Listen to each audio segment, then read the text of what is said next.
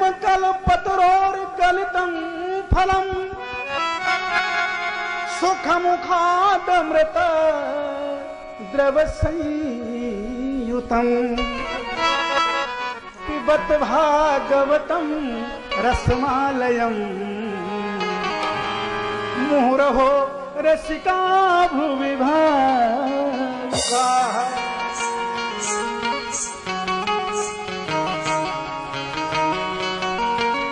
बता रहे हैं निगम क्या पीना है। निगम माने वेद, वेदों का पका पका रस क्या है? श्रीमद् भागवत महापुराण। कल मैंने आपको व्याख्या में सुनाया था। तो उन्होंने कहा भाई इतना सुंदर फल है तो कैसे आया? तो बता रहे हैं ये फल आया कैसे। श्रीमन नारायण ने श्रीमद् भागवत का ज्ञान ब्रह्मा जी को दिया। ब्रह्मा जी ने वो ज्ञान अपने पुत्र नारद जी को दिया।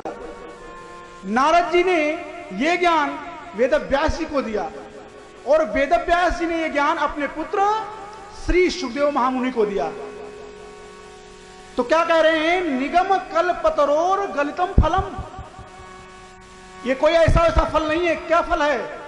सुख मुखादमृत द्रव संयुतम। सुख मुख विगलित फल है ये। सुख माने तोता।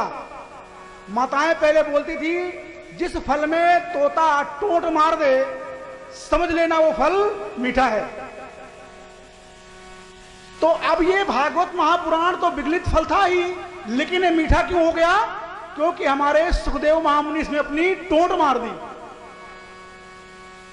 अब करना क्या है? देखो भाई, एक दिन पीने से काम चलने वाला नहीं है।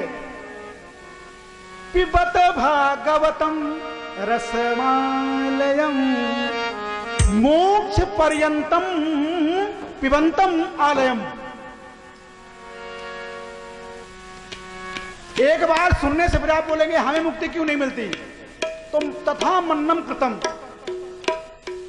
जैसी आपकी भावना है वैसे आपको फल प्राप्त होता है। तो कहते हैं जब तक मोक्ष की प्राप्ति ना हो जाए तब तक ये रस क्या है? पीते रहो। हाँ, लेकिन एक चीज कह दिया, मुहुरहो रसिका भुवि भावुकाः। जो रसिक है ना, रसिक, उनको तो पीने में आनंद आता है। ऐसे भी सभी बुजुर्ग हमारे कहते हैं जो भगवान की कथा सुनने में रुचि न रखता हो उसे पकड़ के सुनाने भी नहीं चाहिए। जो रसिक हो, सुनने की इच्छा रखता हो, उसे पकड़ के सुनाना चाहिए। तो श्री वेदव्यास जी ने 3 श्लोकों में ध्येय, गे और पे किससे गाया जाए, किसे समझा जाए और क्या पान किया जाए। अब नैमिषारण्य के पावन स्थल में शौनक ऋषि ने सूत जी से 6 प्रश्न किए हैं। 6 प्रश्न कौन से हैं? पहला कि प्राणी मात्र का कल्याण किसमें है? क्योंकि मंदा सुमंद मदयो मंद भागा हयुद्रुता। देखिए, यदि बुद्धि तेज हो या तो भाग्य तेज हो,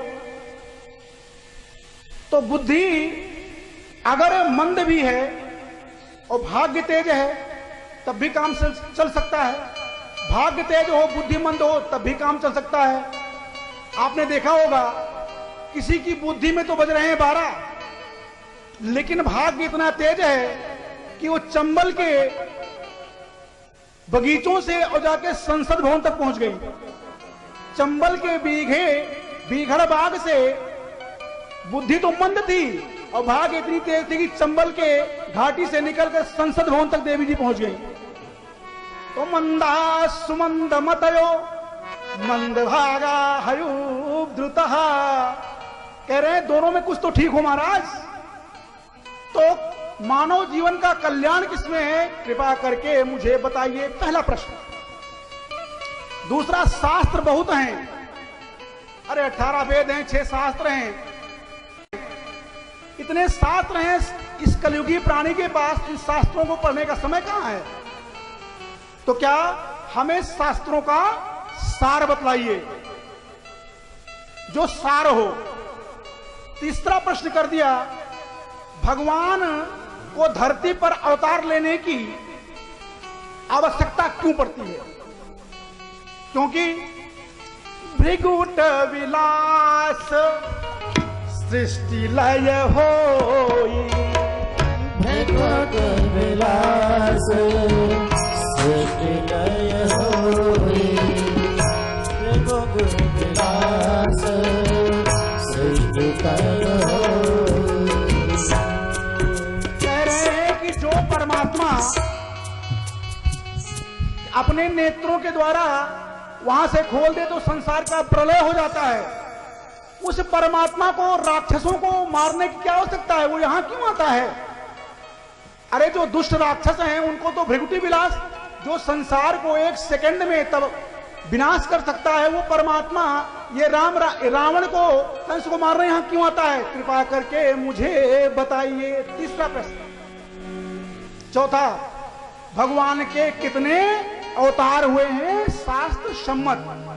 क्योंकि आजकल नित्य नए नए भगवान बनते जा रहे हैं, आजकल भगवानों की कमी नहीं है।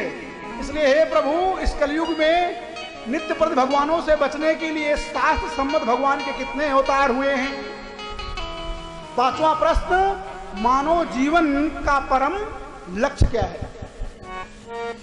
और चौथा प्रश्न, धर्मम कम शरणं गतः। जब हमारे परमात्मा इस धराधाम से अपनी लीला करके चले जाते हैं तो हे प्रभु, ये धर्म किस किस शरण में जाता है?